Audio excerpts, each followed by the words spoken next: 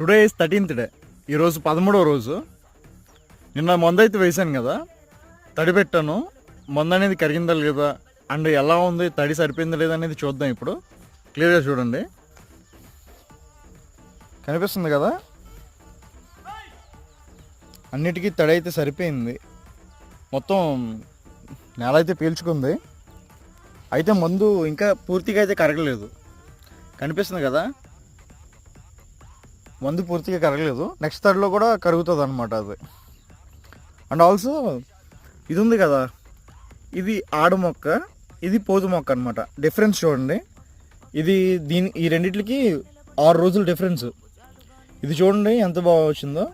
ఇది ఇప్పుడిప్పుడే వస్తుంది అనమాట. చేను అయితే పచ్చగా చాలా బాగుంది. డిఫరెన్స్ క్లారిటీగా చూడండి. ఇది ఆడు మొక్క, ఇది పోతు మొక్క.